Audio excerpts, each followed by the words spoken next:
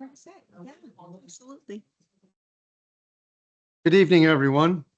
I would like to welcome the members of council, staff, and members of the public to discuss the proposed zoning bylaw amendment and call this meeting to order.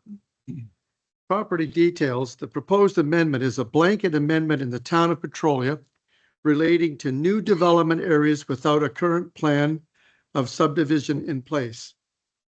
This is an open meeting, a public information session held for the purpose of public engagement under the Planning Act with the public, council, and staff. During a public information session, no member discusses or otherwise deals with any matter in any way that materially advances the business of decision-making of the council. At this time, I'd like to ask Mrs. Pearson for the land acknowledgement, please. Thank you, Your Worship. We acknowledge that this land on which we are gathered today is part of the ancestral land of the Chippewa, the Ottawa, the Potawatomi peoples, referred to collectively as the Anishinaabe. The town of Petrolia is located on the land associated with the Huron Tract Treaty number 29 of 1827. We express gratitude for the land where we live, work, and play, and we are committed to working respectfully with the land and the Indigenous peoples who have called this land home. Thank you. Now, the purpose of the meeting is to afford again the public an opportunity under the Planning Act to receive information relating to the proposed amendments of the Town of Petrolia zoning bylaw and provide input to town, staff, and council. In relation to the proposed, it would amend the town's zoning bylaw 63 of 2017 as it applies to a variety of properties, new residential subdivisions only, within the town of Petrolia.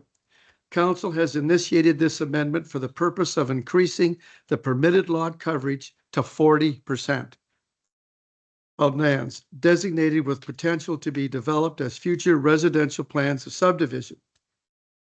And I just want to clarify that this amendment would not alter any existing woodlot designations or processes that exist to protect the town's natural heritage features. This meeting is specific to the application noted above. Any comments you wish to submit in relation to a draft plan of subdivision, subdivision agreement, or any other item not related to the above application shall be done when appropriate to the specific application. Submissions off topic and not in relation to this proposed applications shall not be brought forward. If you require any clarification, please contact the clerk's office in advance. And I'll stop there. I'd like to introduce the council members present. To your right, my left, we have Councillor Welsh, Councillor Clark, Deputy Mayor Field, and then Councillor Hyatt and Councillor Patel. And my name is Brad Loosely, and I'm the mayor. And at this time, I'd like to ask Mrs. Pearson to introduce the staff present, please. Thank you. Starting to my left is our Director of Operations, Mike Thompson, our Director of Parks, Recreation, and Facilities, Julie Bullock, our planner, Emily Tifo. We also have our other planning support and our Manager of Planning and Development and so many other services with us this evening, so that they're here as well to join us. That's Karine Nada and Victor, and I'm going to mess up Victor's last name, and I apologize, Constantino. There we go. Thank you, Victor. And Jessica Smith is our Deputy Clerk and Manager of Legislative Services, and our CAO Treasurer, Mr. Rick Charlebois, and I'm Mandy Pearson, your Director of Legislative Services and Clerk. Thank you, Mrs. Pearson. At this time, I'd like to have confirmation of the public notice, and I'd like to ask Mrs. Pearson to speak to that, please. Thank you. So this was posted in the Petrolia Independent, June 4th and June 11th. It was sent by email and mail to required agencies on Monday, June 1st, 2026. It was posted on our website and a public notice posting through Civic Web on Monday, June 1st, 2026. The requirement for traditional mail to surrounding properties was not applicable to this application due to it being a blanket amendment for the town as a whole, therefore satisfying all requirements under the Planning Act. You want to speak to any of these?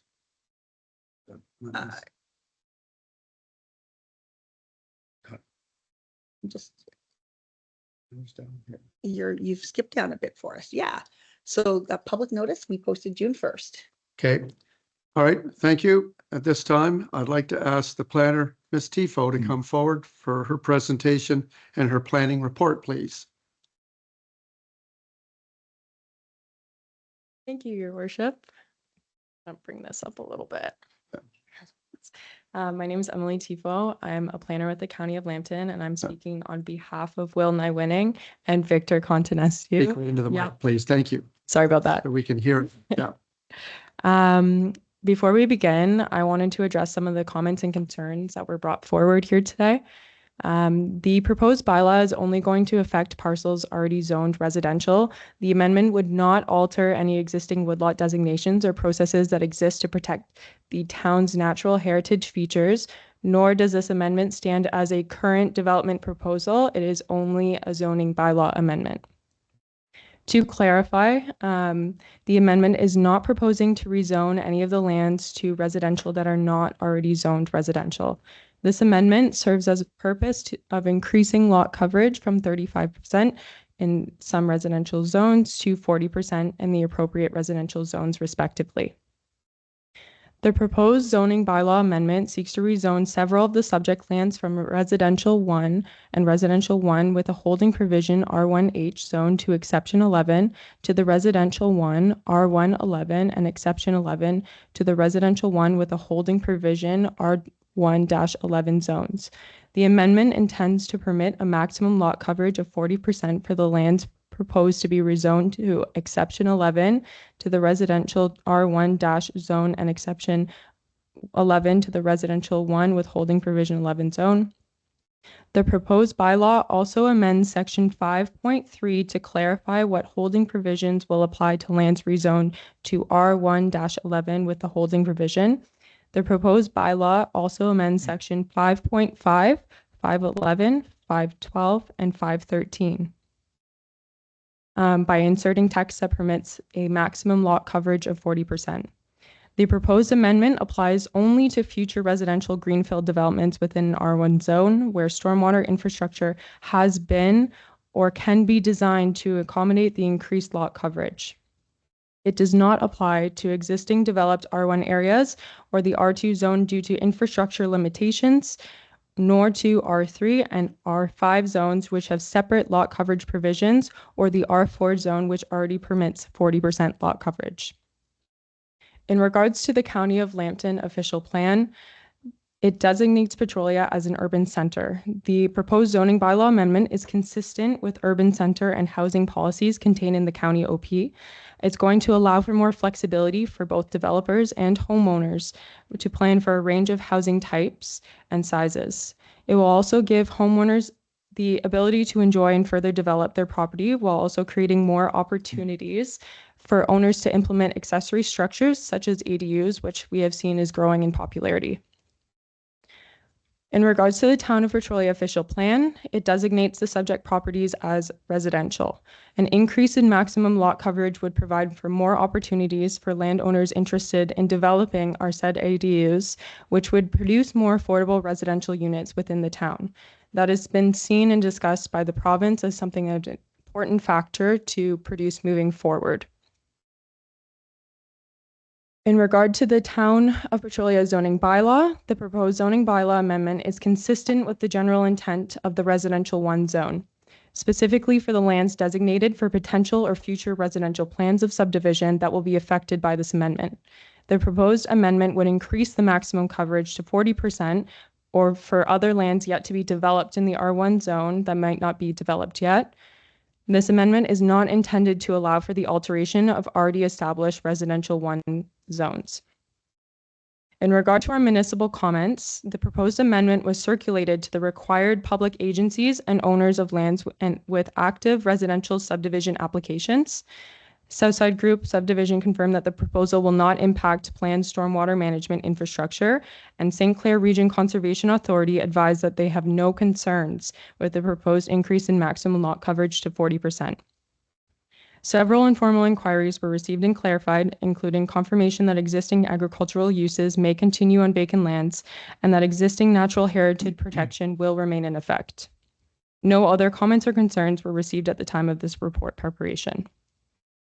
Therefore, it is our recommendation as the zoning bylaw planning application does have merit and is consistent with the 2024 provincial planning statement, county and town official plans, and meets the general intent of the zone of the Town of Petrolia zoning bylaw. Therefore, planning staff recommends support and approval of the zoning bylaw amendment application at this time.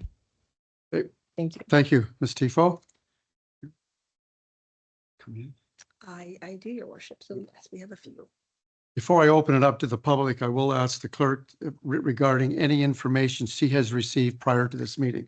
Go ahead. We did have some registrations. I'm looking just at the crowd and I do see 3 out of the 5 registrations in attendance. So if I do miss you on that.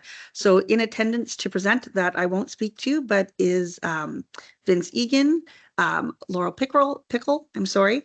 And I believe Nicole Ramsey is here as well. Yes, it's like I thought I'd seen you walk in. I'm sorry. And also we have Mrs. Mueller. And then the one letter I have to present, who is not in attendance to present on their own today, is from Allison Mavis, and I will read that for council. Go ahead. All right, thank you. Dear Mayor, members of council, and members of the Planning Advisory Committee. I am writing today to formally register my strong opposition to the proposed zoning bylaw amendment that would increase maximum lot coverage to 40%.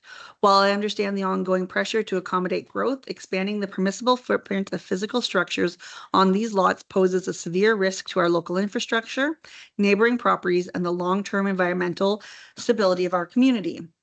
Our local geography presents unique challenges that cannot be ignored. To the land that this area is predominantly comprised of is mostly heavy clay soil. Clay has an incredibly low infiltration rate, meaning it absorbs water very slowly and is highly prone to saturation. Because of this, stormwater management in our town is already a delicate balancing act, and many areas frequently contend with persistent standing water and drainage issues. A global perspective informs my concerns regarding this issue. Having lived in the Netherlands for 10 years, I can tell you firsthand that no one understands water management quite like the Dutch. The core philosophy that has allowed them to thrive is a commitment to living with the water through meticulous engineering and planning, rather than relying on hope. A fundamental pillar of their success and the strict preservation as of many permeable surfaces as possible to allow the earth to do its natural job. By drastically increasing lot coverage to 40% on clay soil, Petrolia is moving in the exact opposite direction of proven world-class water management principles. While I am aware that a water management plan is scheduled to be implemented during the construction phase of these developments, the foundational engineering and baseline assessments for that plan were predicted on a completely different vision: low density single family homes with lesser lot coverage. That plan calculated expected runoff volumes based on a high ratio of permeable green space to help absorb rainfall. The reality on the ground has changed drastically since that plan was drawn up, yet our infrastructure has not been improved to match it. The town has already transitioned to allowing smaller lot sizes and high density row housing, significantly increasing the sheer, I have to go to the next page, apologies on that.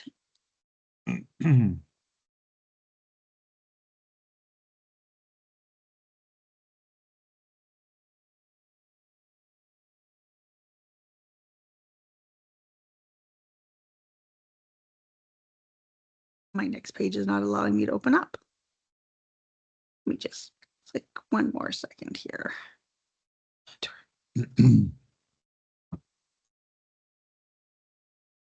Thank you. Increasing the sheer number of residential units, roof lines, driveways, and paved parking spaces. We have already multiplied the amount of impermeable spaces and accelerated the volume of surface runoff before a single shovel has hit the ground.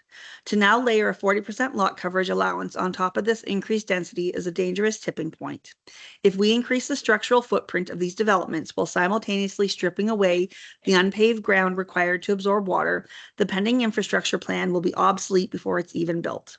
Before this bylaw amendment is approved, the town must commission a new updated hydrological impact assessment. This assessment needs to evaluate the cumulative impact of 1, the significantly higher number of homes and parking spaces currently planned, and 2, exactly what a 40% lot coverage will mean for stormwater runoff on heavy clay soil. To ensure the town is exercising proper due diligence, I request formal written answers to the following questions before any vote on this amendment takes place. One, has the town or the developer conducted extensive localized soil percolation and saturation rate testing on these specific lots to measure how the heavy clay responds to high volume rain events? Two, given that the current water plan is based on lower density single-family homes, what is the exact percentage increase in peak stormwater runoff calculated for this new layout with row houses and 40% coverage? Three, if the pending water management infrastructure fails to handle the runoff caused by this increased density and footprint, who bears the legal and financial responsibilities for resulting properties and basement flooding? The town, the developer, or the existing homeowners?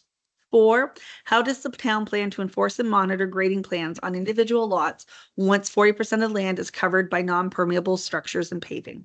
We cannot build tomorrow's high-density communities using an infrastructure plan designed for yesterday's single-family homes. I urge council to pause this amendment until a proper update assessment is completed to ensure the long-term safety and stability of our neighborhoods. Thank you for your time, your leadership, and your careful consideration of this critical matter. Sincerely, Allison Mavis. Thank you, Mrs. Pearson. What I'd like to do is refer that to our planner to try and maybe answer some of that, but I want to just clarify, no matter if it's 35, 40%, on a plan of subdivision, the engineer has to prove that stormwater is being controlled and looked after. So it doesn't matter. On a plan of subdivision, the developer has to prove with an engineer proving that they're controlling the water. Anyway, what I'd like to do, Mrs. Pearson, let's start with the first one. Perfect. And then after we go through those that have said written information, then I'll open it up to the public if anyone wishes to address council. Thank you. So Nicole Ramsey. Okay. Mrs. Ramsey, would you like to come forward, please?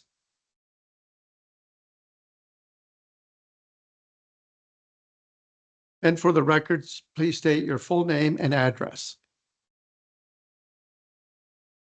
Hi, Nicole Jessie Ramsey, 4030 Englehart Drive. Okay, thank you. I'm glad the stormwater is being discussed. That was one of my primary concerns as well, and I think they said it more eloquently than I could have. I am concerned about the loss of green spaces. It leads to less trees, less coverage, less biodiversity. I myself have tracked 110 unique bird species in my own backyard, 2 of which are endangered, 8 of which are threatened or species at risk. I'm concerned about the overcrowding. And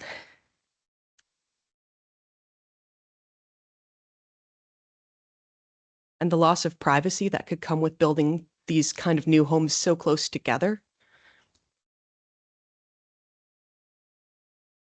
I believe the infrastructure was being addressed as well, and I appreciate that. It's not as wide sweeping as I initially thought, and I'm glad for that. But I am concerned about the lack of oversight that this might give, just having that kind of blanket coverage for those areas. I believe it's best on a case-by-case basis. Okay. All right. Thank you for coming to address this public meeting. Next, Mrs. Pearson. I think you're solo. So Mr. Vince Egan. Okay. Nope. And Mrs. Egan. Oh. All right. Please state your full name and your address, please. Good evening, Mayor, Deputy Mayor, Council. Thank you for allowing us to speak this afternoon, tonight. My name is Vince Egan. This is my wife, Michelle Egan. We reside at 540 Maud Street, Victoria, Ontario. I have a written submission, a letter today that was submitted to the town, and I'll just read this letter. Right. In respect to the proposed zoning bylaw amendment, schedules A1 to A4, for the purpose of increasing the permitted lot coverage to 40% on lands designated with potential to be developed as future residential plans of subdivision, the residents of 540 Maud Street, Victoria, Ontario, oppose this bylaw amendment. Opposed to all schedules. More specifically, Schedule A3, which will cause significant destruction and elimination to existing woodlots, as well as damage to the surrounding, already designated environmentally protected areas. The residents of 540 Maud Street are questioning the validity of this bylaw amendment, as the planning clearly indicates future development, which will further burden current taxpayers. Thank you. Okay. Thank you. Mrs. Pearson. Thank you. And I also believe that Mrs. Mueller is solo tonight. Nope, Pete's in the corner. Oh, everyone keeps, they're in the Me different too. angles on me here. Kristen, Thank state you. your full name and address, please. Sorry. Mr. Kristen Mueller. Pete Mueller, 542 Maud Street. Thank you, Mayor Loosely, council and staff. We live at 542, which is the very last house on Maud Street. We love our environment. We love the magic of walking at night and watching the fireflies last night. We love all of the wildlife that is brought into our area. We actually go for little walks with these little girlies and we call it Narnia. And it really is our Narnia. And we're concerned about losing our Narnia. That's our bottom line. And we would just like to communicate our opposition for the notice of the public meeting with this proposed bylaw. We found that the images in the map to be unclear, and it would be very helpful if they were more, I guess, up to date. They were very fuzzy and it was very hard to exactly pinpoint what land was being designated. All right. I would further add that in your comments earlier tonight, you said that no existing woodlots would be affected, specifically the one directly across from us. That was circled in the letter sent to us as one of the ones under consideration, and that's what raised our concern. And again, that comes down to what she addressed in terms of the quality of the imaging that was sent in today's technology, that there was that bad of a picture.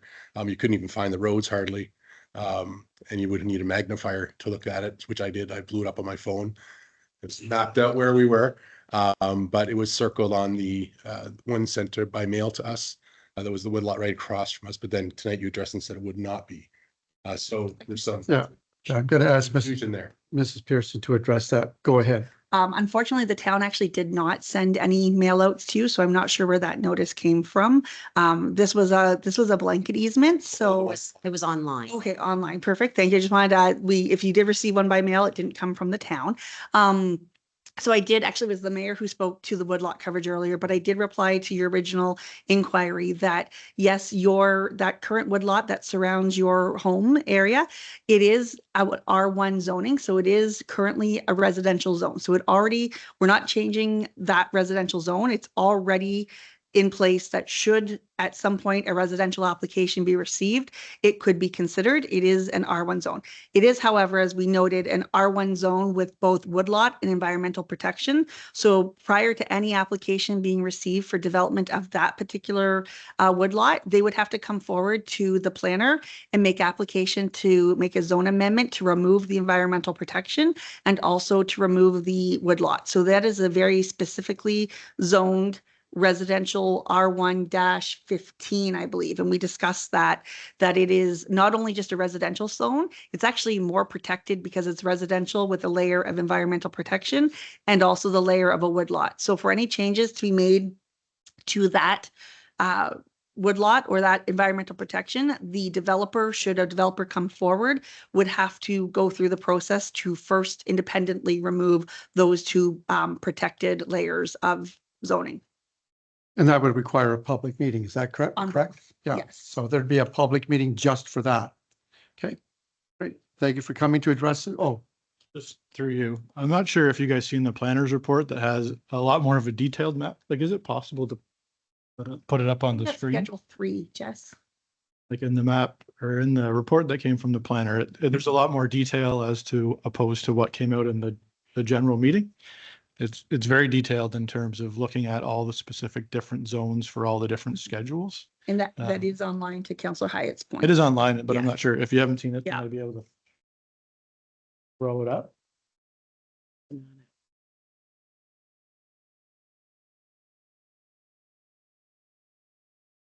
Maybe the very last.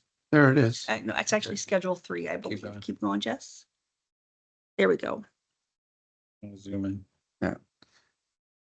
Yeah, just maybe leave that up to Ms. Smith, please. I think it gives you a better visual as to how complex the specific zone you're talking about versus what was given in the online posting for the specific zone. Your worship, a fair point. Yes, absolutely. Good. Thank you for coming to address this public meeting. Okay, Mrs. Pearson, who's next? Next, Laurel Pickle. Okay.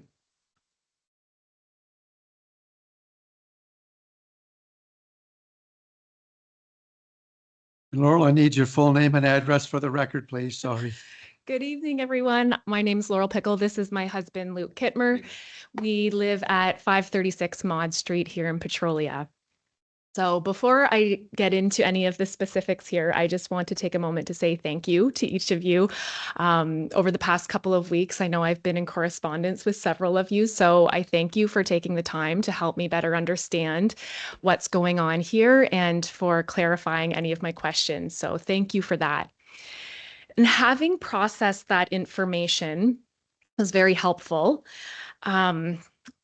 I was still left with one issue, and the issue is that it seems to me in the proposed, let me pull it up here, in the proposal here that I got online, that there's really two separate issues that are being blurred together and proposed to be passed as one amendment.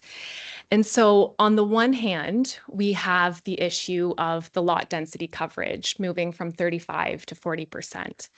On the other hand, we have this identification, this map that has highlighted potential areas for future development in the town. So going back to the first point here with lot coverage density, I don't have an issue with that per se. The other issue in terms of the areas for potential development on the map, I do have a concern with. And I think as has been shared here through a lot of other perspectives this evening, and I'm sure many of you have read the document that I emailed to you, there's several different concerns that we have with a specific area that's highlighted on this map. And it's wonderful that we've addressed the environmentally protected zones and that they will not be changing from that status to a residential zone that could be developed. That's great. And that was a big concern of ours. But as I mentioned, there are still several other concerns that I have with a specific area on this map. So unfortunately, because of the way this is structured, talking about the issue of lot density coverage and then highlighting these areas for potential development, it's like two different issues have been blurred together and are being passed as one. And in doing so, that implies consent that we're okay with both of these concerns. And in fact, we're not. So my question to council then is, do we even really need this map?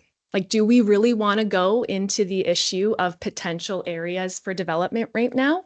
Or do we want to truly focus on lot density coverage, that issue, and maybe make an amendment such that in the future, going forward, lots can be changed from 35 to 40% coverage on properties that have been approved for development, maybe on the case-by-case basis that was spoke about earlier, rather than combining these two issues as one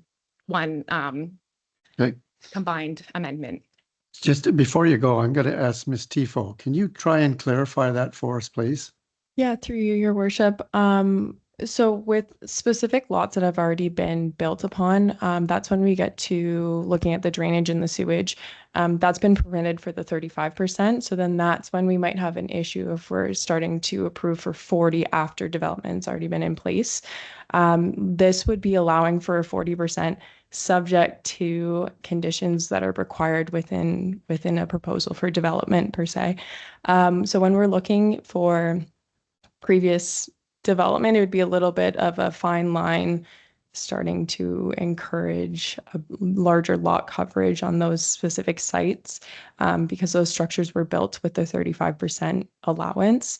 The locations that we're looking for the 40% would be, again, it's not a development proposal right now, so we're not too sure what that might look like. But they would still have to meet that 40% allowance, ensuring that if they're not up to par with a 40% coverage permitted allowance for sewage, drainage, anything of the sort, they can't build up to 40%. So they'll have to build within what they can allow for. And that would be up to an engineer, somebody to go in and look through for their additional whatever required studies that they have beforehand, but that would be addressed before. Does that hopefully help? Does that help clarify that? Yeah, like I understand that we can't apply this to developments that are already in place, but I also don't think that that still doesn't necessitate the need for this particular map to. Yeah, and one of the issues that flagged me from the start, so reading the words, it seems pretty straightforward, 35 to 40%. No real questions, that's clear. The first map that came out was very inaccurate, not even close to meeting the Schedule A in the bylaw. Councillor Hyatt, I appreciate that you mentioned the more detailed map that came out. That level of detail is better, yet still not matching Schedule A. As far as I'm concerned, as a resident, Schedule A should be the single source of truth with all zoning. And now we have 3 maps that do not match from the official 2017. This is just unacceptable. This does not provide transparency, and I don't really know what we're trying to pull off. So putting something out for public notice that is so inaccurate is dangerous. Putting something out that's still inaccurate and does not match what's already in place continues to be dangerous.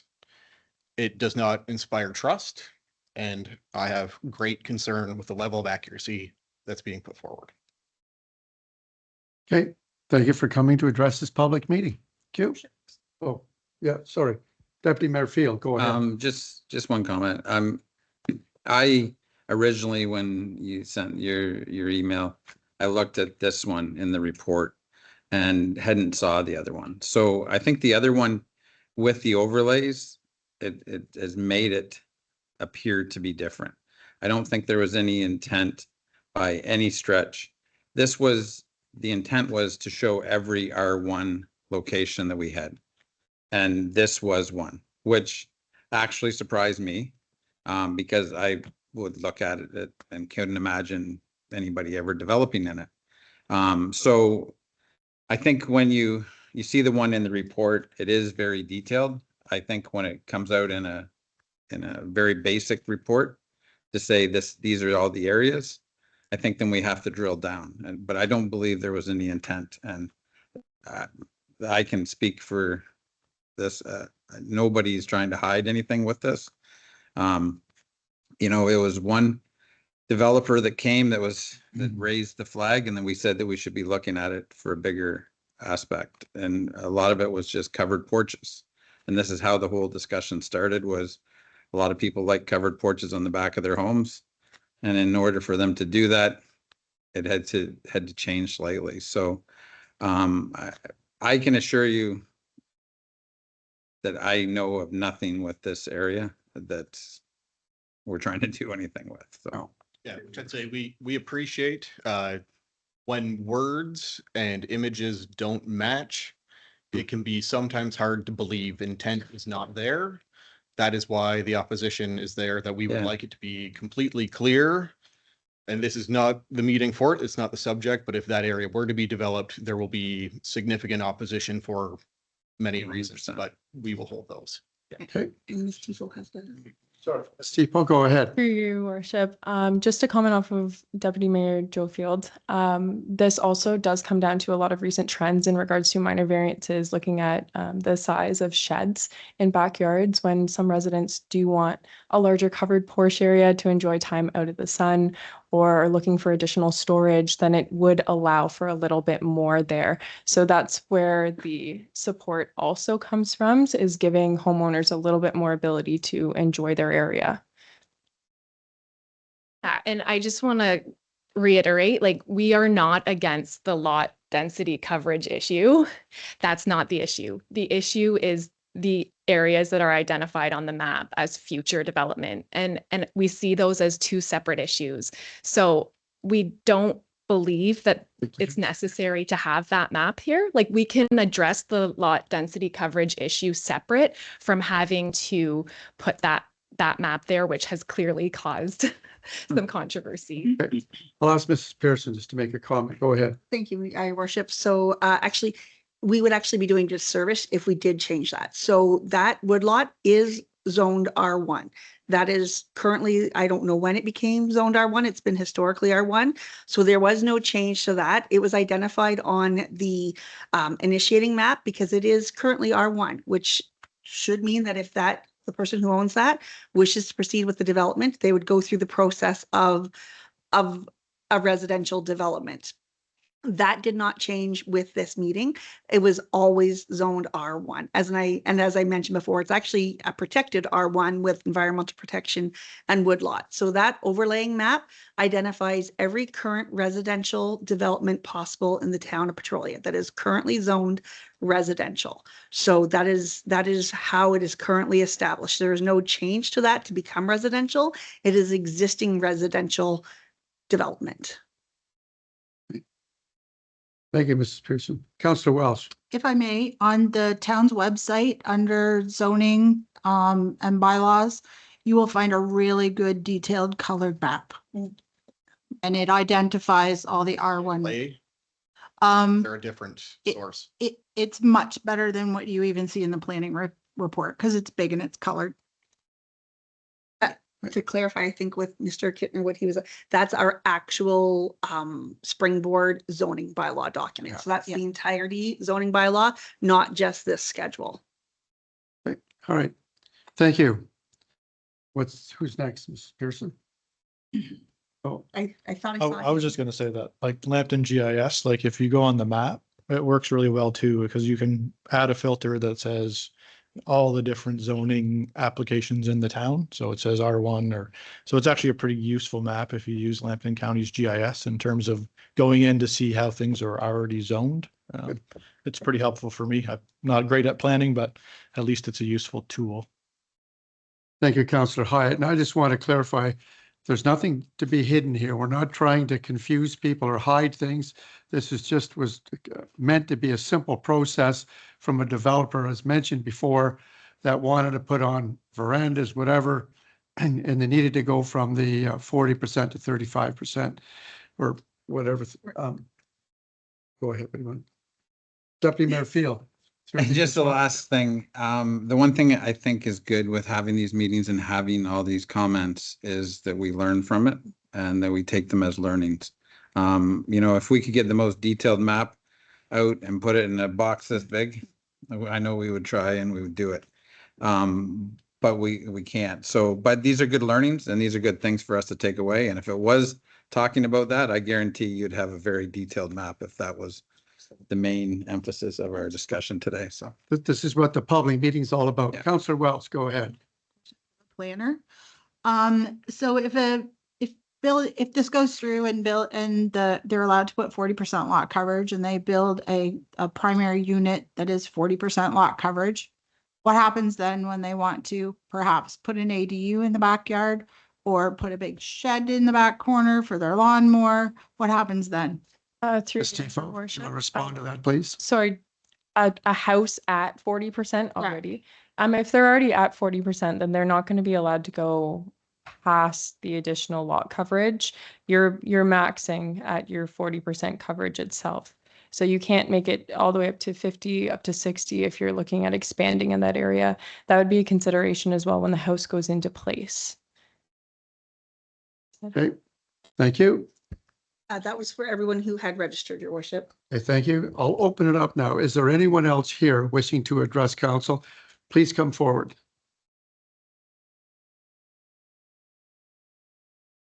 And again, please state your name and address, please. Hello, I'm Melissa Daly. I'm at 551 Short Street. So you guys answered most of our questions, but it had me thinking. Sorry, I have a bit of a cold, so my brain's not working. Speak right into the mic too, please. So if, let's say, you guys were going to make development on one of these properties here, what notice would our neighborhood get?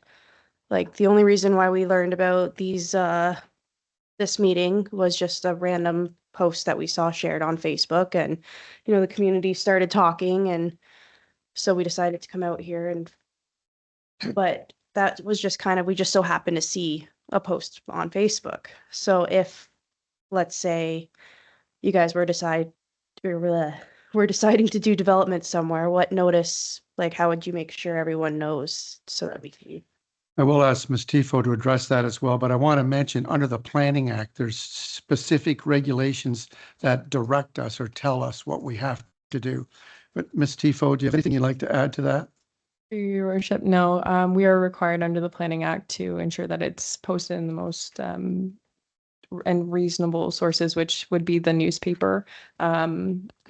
Other than that, like, I know there was one that had gone out, I believe through the public, that was maybe delivered to houses. I received a lot of inquiries that way, but we would never go out and hand deliver any of that information directly to individual homes. But there is a radius, at least 100-meter radius, that would affect those locations, and it would be posted online and through the Independent as well. Posted on, yes, also posted on lawns. I know I personally read the newspaper, but I'm freshly 30, and I know most people my age aren't reading the newspaper, and Facebook's starting to phase out, and the youth are now on, I don't know, TikTok or something. So like, I don't know, something to think about of a more efficient way to let the young people in town know what's going on and get involved and hopefully have an understanding of everything, I guess. I'll stop there just for a second. Let's Ms. Smith, if you'd Yeah, like to make a absolutely. comment, I please. can speak to this from a circulation standpoint because I assist with that. So if there was it didn't go out by mail in this instance, only because it was a blanket coverage for the town. But if there was a change to a specific proposed development, then what we do with that is we put that pinpoint in GIS and we set the radius to a certain amount that is identified within the Planning Act, and we would physically mail to all of those homeowners. Okay. So it would be, yep, it would be, the only reason it didn't happen for this one is because we would be mailing everyone in town. Which it also specifies why we have to post it in at least 2 editions of the newspaper. So we would, for any specific development, we would do the newspaper, we would do any social media and our website available to us. So we do also have a section of the website that is just like resident posts for the public. And then we would mail to that radius as well. Okay, thank you. All right, thank you, Ms. Smith. Okay, thank you for, okay, just a sec before you go. Okay, Councillor Wells, was your comment through me to her? Or? I believe you can also sign up for notifications through the Petrolia Civic web. So it would send you notifications of meetings and the agendas if you sign up for that, correct? Yes, that is correct to council. And all of our notices, they would be posted on the website. They're posted on social media, but they are also posted on our Civic web. And before we publish it, we click a button that says notify subscribers. And if you've signed up to that mailing list, you'll get it directly in your inbox as well. Okay. Okay, thank you for coming to address this public meeting. Is there anyone else wishing to address this public meeting? If not, I'll just ask quickly for council, is there just only no discussion other than clarification or any questions? Seeing none, I'll just mention that this bylaw will be considered at our July 13th council meeting, and it will be debated at council at that time. And I'd like to declare this public meeting closed. Thank you for coming, everyone. Going down.